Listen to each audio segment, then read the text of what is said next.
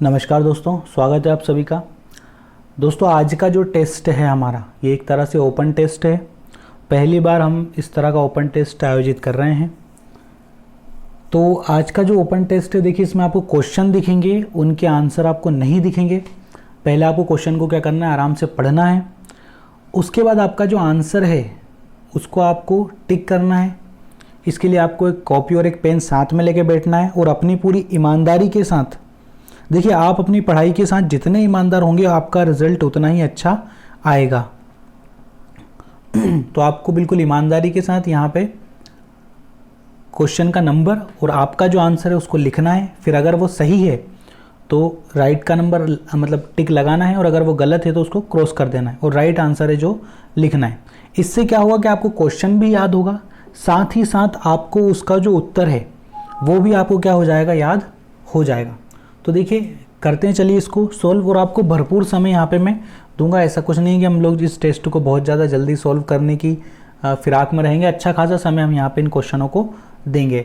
बिल्कुल वही क्वेश्चन है जो CPCT की एग्ज़ाम में आते हैं, और अगर मैं कहूँ तो उस लेवल से ज़्यादा ही हाई लेवल के क्वेश्चन इस बार मैंने इस मॉक टेस्ट में रखे हैं। ओपन मॉक टेस्ट है, तो यहाँ पे आपको जो गूगल फॉर्म पे हम लोग शीट देते थे वो शीट नहीं मिलेगी।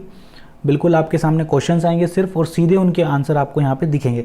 चलिए, लेकिन आपके कितने क्वेश्चन सही हैं कितने, वो आपको यहाँ पे दिख जाएंगे, क्योंकि आप कॉपी में टिक करते जा रहे हैं। आखिरी में आपको उन्हें काउंट करके बताना है कि आपको कितने क्वेश्चन सही निकले हैं। चलिए, पहला क्वेश्चन हमारे सामने दिया हुआ है, हिंदी इंग्लिश दोनों में क्वेश्चन है। ये बहुत अच्छी बात है ना, तो इसका फ़ायदा भी आपको मिलेगा। चलिए, पहला क्वेश्चन हमारे सामने है, पैराग्राफ को सेंटर में लाने के लिए शॉर्टकट की बताइए। तो देखिए Ctrl+L से क्या होता है, हमारा लेफ्ट अलाइनमेंट होता है। Ctrl+C आप सभी को पता है, Ctrl+C से क्या होता है, कॉपी होता है। Ctrl+J से हमारा जो पैराग्राफ है वो जस्टिफाई होता है। तो इसका राइट आंसर हमारा क्या हो जाएगा, इसका राइट आंसर हमारा होगा Ctrl+E, सेंटर अलाइनमेंट के लिए, सेंटर में लाने के लिए Ctrl+E हमारा होगा। चलिए अगला क्वेश्चन देखते हैं, what is the full form of USB। Simple सा क्वेश्चन है, USB का पूरा नाम आपको बताना है। फुल फॉर्म क्या होता है USB का, यूनिवर्सल सीरियल बस होता है, यूनिवर्सल स्मार्ट बस होता है, यूनिकोडेड स्मार्ट बस होता है, या फिर यूनिकोडेड सीरियल बस होता है। तो सबको पता है इसका फुल फॉर्म क्या होगा, यूनिवर्सल सीरियल बस। चलिए अगला क्वेश्चन देखते हैं, तीसरा क्वेश्चन हमारी स्क्रीन पे है, पेजिंग की अवधारणा किससे संबंधित है। तो पेजिंग की अवधारणा बतानी है आपको कि पेजिंग की जो अवधारणा है वो किससे संबंधित है। वर्चुअल मेमोरी से है, मेमोरी एप्लीकेशन से है, डेडलॉक प्रिवेंशन से है, या फिर मेमोरी मैनेजमेंट पद्धति से है। तो देखते हैं इसका राइट आंसर क्या है हमारा। इसका राइट आंसर क्या हो जाएगा, मेमोरी मैनेजमेंट पद्धति। क्या हो जाएगा, मेमोरी मैनेजमेंट पद्धति। ठीक है, 3 क्वेश्चन हमारे हो चुके हैं। चलिए आगे चलते हैं। Which of the following IP address doesn't change every day. यहाँ पे बताया गया है निम्न में से कौन सा IP एड्रेस रोज नहीं बदलते हैं। तो आपको पढ़ना और बताना कि वो कौन सा IP एड्रेस है जो कि रोज चेंज नहीं होते हैं। तो इनमें से कोई नहीं, पहला विकल्प है। दूसरा क्या है हमारा, स्टैटिक IP एड्रेस। तीसरा है डायनामिक IP एड्रेस, और चौथा है URL। तो बताइए इसका राइट आंसर क्या है। सोचिए आराम से और अपना आंसर लिख लीजिए। इसका राइट आंसर क्या हो जाएगा, चलिए इसका राइट आंसर देखते हैं। इसका राइट आंसर क्या है हमारा, स्टैटिक IP एड्रेस। IP का फुल फॉर्म क्या होता है, इंटरनेट प्रोटोकॉल। चलिए आगे देखते हैं, which of the following represents the interval between the time of submission and completion of the job। Hindi में पढ़ते हैं, निम्नलिखित में से कौन सा अवस्था प्रस्तुत करने और पूरा होने के बीच के अंतराल का प्रतिनिधित्व करता है। तो कार्यक्षमता समय होता है, प्रतिवर्तन समय होता है, प्रतीक्षा समय होता है, या फिर अनुक्रिया समय होता है। तो इसका राइट आंसर क्या हो जाएगा हमारा, देखते हैं इसके राइट आंसर को। इसका राइट आंसर हो जाएगा हमारा प्रतिवर्तन समय। क्या हो जाएगा इसका राइट आंसर हमारा, प्रतिवर्तन समय हो जाएगा। चलिए छठे क्वेश्चन को देखते हैं। छठा क्वेश्चन हमसे क्या कह रहा है, निम्न में से कौन सा व्यू दस्तावेज के पूर्व पीठिका का रंग नहीं दिखाता है। Print preview, web page layout, print layout, या फिर रीडिंग व्यू।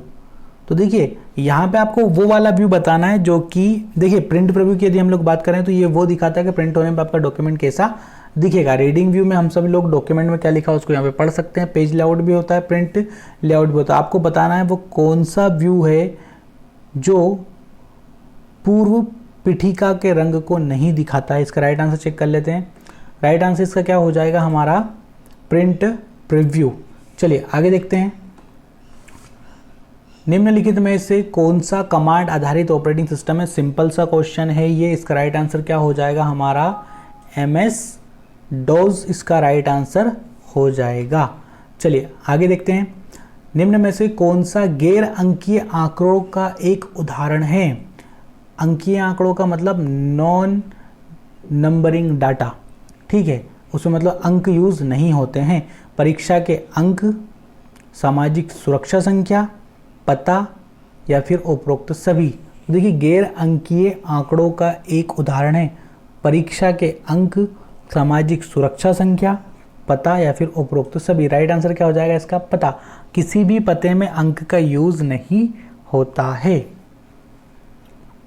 चलिए आगे देखते हैं। निम्नलिखित में से कौन सा ब्रॉडबैंड ट्रांसमिशन माध्यम है?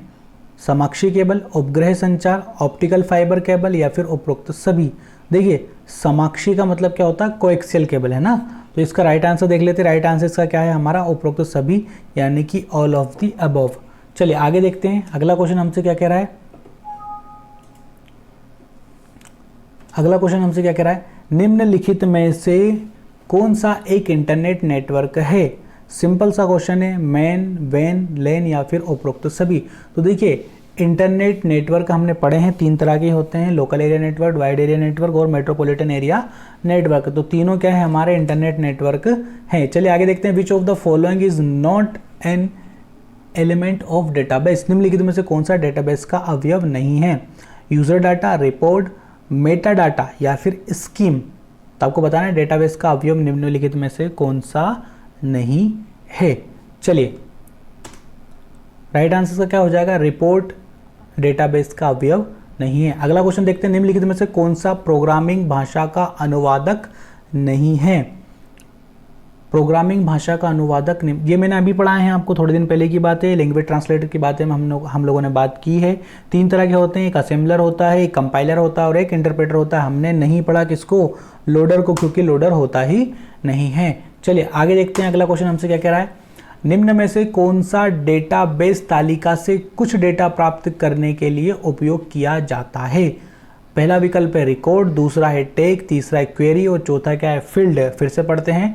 निम्नलिखित में से कौन सा डेटाबेस तालिका से कुछ डेटा प्राप्त करने के लिए उपयोग किया जाता है? क्या किया जाता है? आंसर बताइए। राइट आंसर देखते हैं इसका। क्वेरी का उपयोग इस कार्य के लिए किया जाता है। चलिए अगला क्वेश्चन देखते हैं। अगला क्वेश्चन हमसे क्या कह रहा है? विषम का चयन करना, यानी कि हमें ऑड देखना है इन सभी में से। .org, .com, .nic.in या फिर .mil। बताना है आपको कि इन चारों में से वो कौन सा ऐसा प्राणी है जो इनमें चारों में सुमेलित नहीं है, इन चारों से अलग वो जा रहा है। राइट आंसर देखते हैं। इसका राइट आंसर क्या हो जाएगा?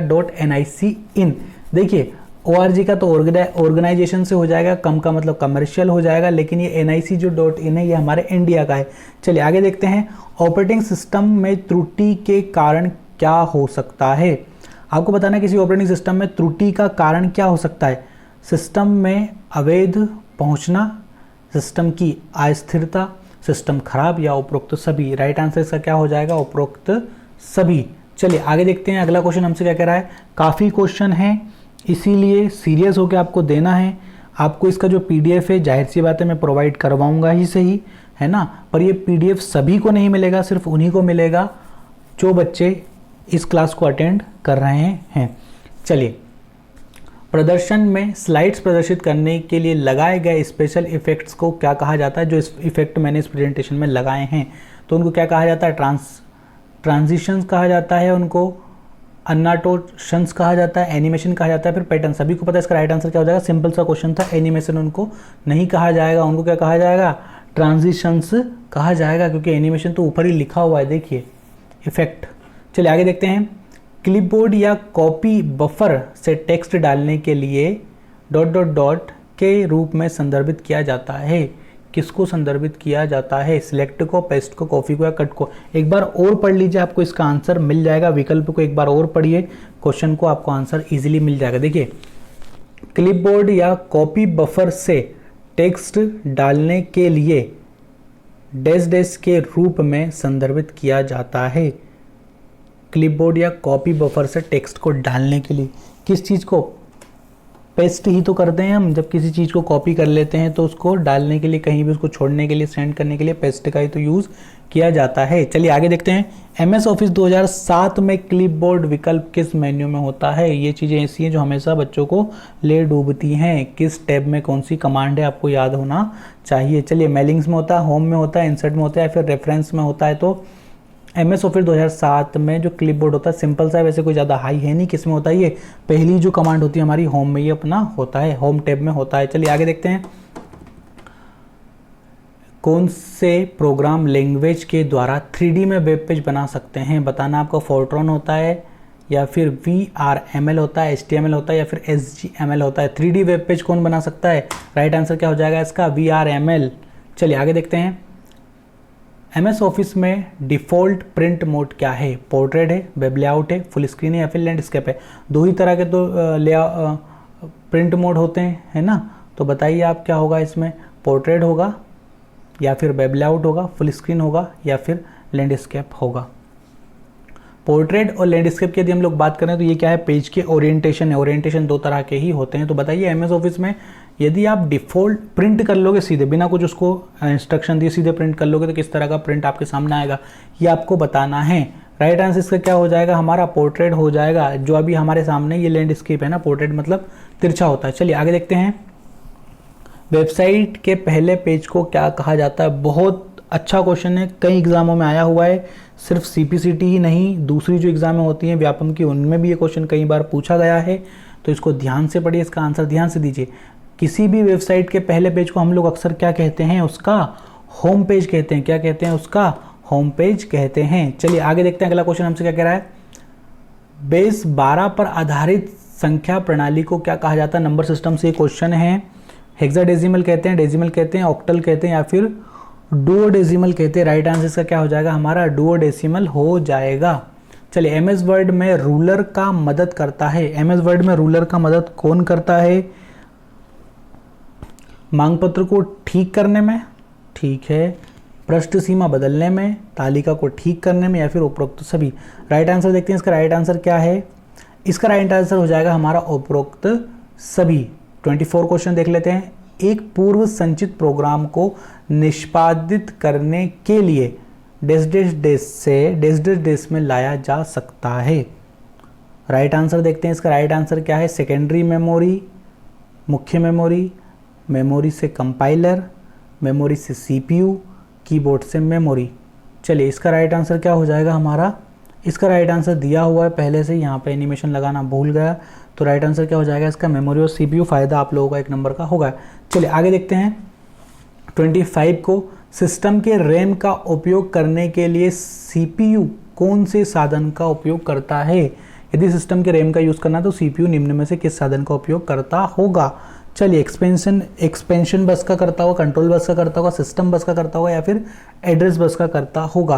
राइट आंसर देखते हैं। इसका राइट आंसर क्या हो जाएगा हमारा? एड्रेस बस इसका राइट आंसर हो जाएगा। अभी तक हम लोग 25 क्वेश्चन अपने कर चुके हैं। आप लोगों को देखना है कि 25 क्वेश्चन में से कितने आपके सही निकले हैं। चलिए अगला देखते हैं। अगला क्वेश्चन देखते हैं। 26 हमसे क्या कह रहा है? DDR का पूर्ण रूप, फुल फॉर्म आपकी एग्जाम में कम से कम 2 नंबर के आते हैं, तो फुल फॉर्म आप लोगों को अच्छी तरह से करके जाने हैं, बिल्कुल एकदम कंठस्थ। चलिए DDR का पूरा नाम क्या हो जाएगा? डाटा DRAM रेट या फिर डबल डाटा रेट या फिर डबल डाटा रैम या फिर डबल DRAM। DDR का फुल फॉर्म क्या हो जाएगा? देखते हैं, डबल डाटा रेट हो जाएगा। अगला क्वेश्चन देखते हैं। 27 क्या कह रहा है हमसे? माइक्रोसॉफ्ट ऑफिस क्या है? माइक्रोसॉफ्ट ऑफिस है क्या है भैया बताओ? एप्लीकेशन सूट है, ब्राउज़र है, एंटीवायरस या फिर ऑपरेटिंग सिस्टम है? ऑपरेटिंग सिस्टम है या नहीं है, ब्राउज़र है या नहीं, या फिर एप्लीकेशन सूट है? तो देखिए ऑपरेटिंग सिस्टम तो नहीं होगा, एंटीवायरस भी नहीं है, ब्राउज़र भी नहीं है, तो फिर बचा क्या हमारा? Application suit. एप्लीकेशन सूट इसको इसलिए कहते हैं क्योंकि MS ऑफिस के अंदर कई सारी चीज़ें हमें मिलती हैं। एक्सेल भी हमें मिलता है, वर्ड भी हमें मिलता है, पावर पॉइंट भी हमें मिलता है और MS एक्सेस भी हमें यहाँ पे मिलता है। 4 चीज़ें इसके अंदर हमें मिलती हैं, इसलिए इसको पूरा का पूरा सूट कहा जाता है। चलिए आगे देखते हैं। 28 हमसे क्या कह रहा है? टोपोलॉजी एक सामान्य केबल का उपयोग करता है। जो नेटवर्क के उन सभी उपकरणों को जोड़ने के लिए रीढ़ की हड्डी के रूप में कार्य करता है।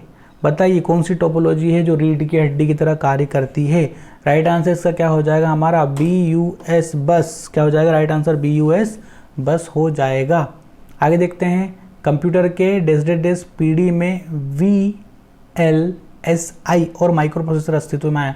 आपको बताना है कि जो वेरी लार्ज स्केल इंटीग्रेशन है वो और माइक्रो प्रोसेसर किस जनरेशन के कंप्यूटर में अस्तित्व में आया था। तो राइट आंसर से क्या हो जाएगा 4th जनरेशन। क्या हो जाएगा 4th जनरेशन। आगे देखते हैं वर्चुअल मेमोरी निम्नलिखित में से किसको पूरक विकल्प के रूप में सेकेंडरी मेमोरी में आवंटित करता है। रोम को करता है, रैम को करता है, EEPROM को करता है या फिर EEPROM को करता है। फुल फॉर्म देख लेते हैं। रोम का क्या हो जाएगा रीड ओनली मेमोरी। रैम का क्या हो जाएगा रैंडम एक्सेस मेमोरी। EEPROM को क्या हो जाएगा electrically portable read only memory. फिर क्या हो जाएगा हमारा electrical erasable programmable read only memory. EEROM का हो जाएगा। राइट आंसर देखते हैं क्या होता है इसका रैम इसका राइट आंसर यानी कि रैंडम एक्सेस मेमोरी होगा। आगे देखते हैं CUI का फुल फॉर्म। देखिए 3 फुल फॉर्म अभी तक हमारे इतने से प्रश्नों में आ चुके हैं। CUI का फुल फॉर्म क्या हो जाएगा हमारा कैरेक्टर यूज़र इंटरफेस, ठीक है, कंट्रोल यूज़र इंटरफेस, ठीक है, कमांड यूज़र इंटरफेस या फिर कमांड यूज़र इंटरेक्शन हो जाएगा। राइट आंसर देखते हैं इसका क्या हो जाएगा हमारा कैरेक्टर यूज़र इंटरफेस इसका राइट आंसर हमारा हो जाएगा। आगे देखते हैं DSL डिजिटल सब्सक्राइबर लैन डेस प्रकार के इंटरनेट कनेक्शन है। कौन सा कनेक्शन है ये DSL? PSTN है, ब्रॉडबैंड है या फिर डायल अप है या फिर TI है। बताइए क्या है T है कौन सा T1 है। राइट आंसर क्या हो जाएगा इसका ब्रॉडबैंड है ना। वेब सर्च इंजन है। बताइए वेब सर्च इंजन क्या होता है।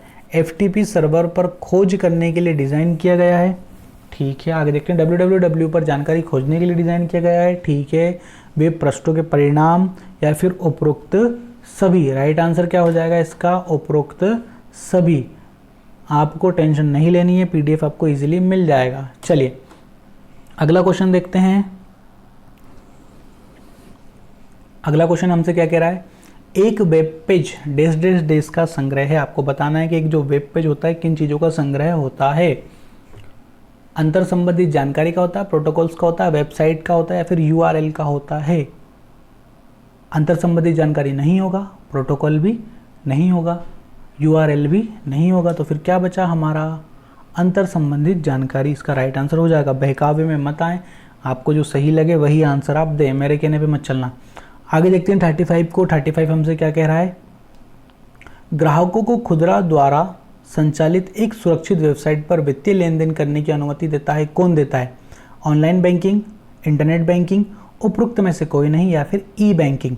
तो इसका राइट आंसर क्या हो जाएगा उपरोक्त में से कोई नहीं, क्योंकि सभी जो चीज़ें कमर्शियल से हैं और ये बैंकिंग के हैं सारे विकल्प हमारे। चलिए आगे देखते हैं निम्नलिखित में से कौन सा E-कॉमर्स का प्रकार नहीं है। आभासी व्यापार यानी कि वर्चुअल मार्केटिंग, एडवर्टाइजिंग मार्केटिंग या फिर भंडारण।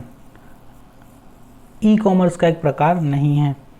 राइट आंसर देख लेते हैं इसका क्या हो जाएगा भंडारण। भंडारण का मतलब होता है स्टोरेज। आगे देखते हैं 37 को। समय में आलेख की शुरुआत करने के लिए किस कुंजी का उपयोग किया जाता है? F5 का, होम का, पेजअप का या फिर F4 का। राइट आंसर इसका क्या हो जाएगा हमारा होम का। चलिए आगे देखते हैं।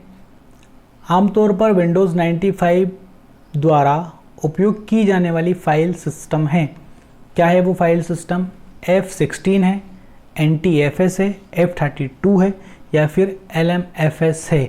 चलिए राइट आंसर बताइए। इसका राइट आंसर क्या हो जाएगा हमारा F32 इसका राइट आंसर हमारा हो जाएगा। 39 पे आ जाते हैं। 39 हमसे क्या कह रहा है, कंप्यूटर द्वारा प्रोसेसर से डाटा अनुरोध की प्रक्रिया के लिए लिया गया कुल समय और फिर एक स्टोरेज डिवाइस से आवश्यक डेटा पुनः प्राप्त करता है। कौन? डिस्क एक्सेस समय, ठीक है, एक्सेस टाइम, ठीक है, लेटेंसी समय या फिर सीक समय। राइट आंसर देखते हैं इसका राइट आंसर क्या है।